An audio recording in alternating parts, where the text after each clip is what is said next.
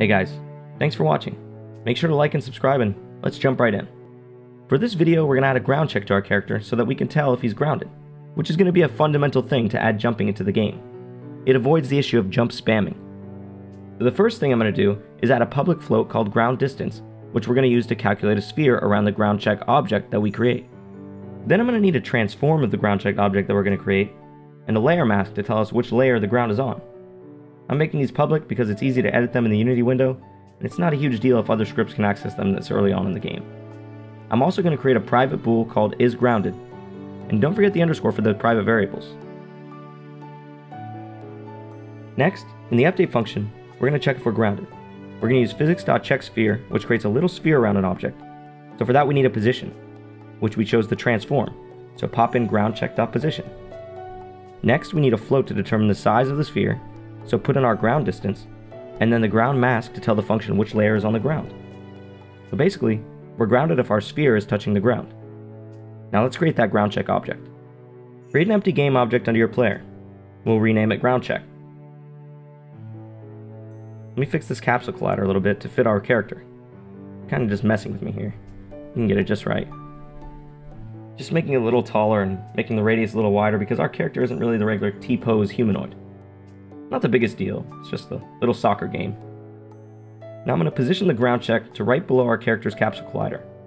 And then we drag the object into the ground check transform on the script. Next, we have to set our ground to the ground layer. It's easy to create.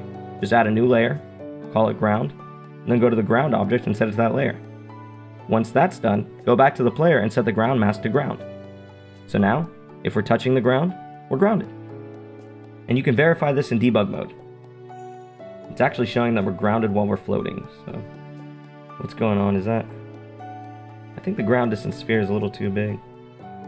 All we have to do is make it smaller, and you can see the smaller it gets, the grounded goes away. 0.6 is a little big. We don't want to be grounded while we're floating.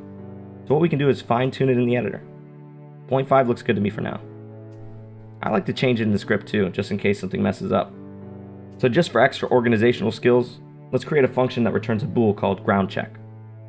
Very simply, I'm just going to take our isGrounded check and return that in the function. So if this is true, isGrounded will be set to true, and vice versa. It's a good one-line function and great practice for return functions. Then I'll just replace where it was in the update function with the groundCheck function. Now I'll just prep the script for gravity and jumping, which is going to be the next video. We'll create a serialized private float for gravity, and we'll set it to -20. It's negative because gravity pushes us down. Easy way to remember.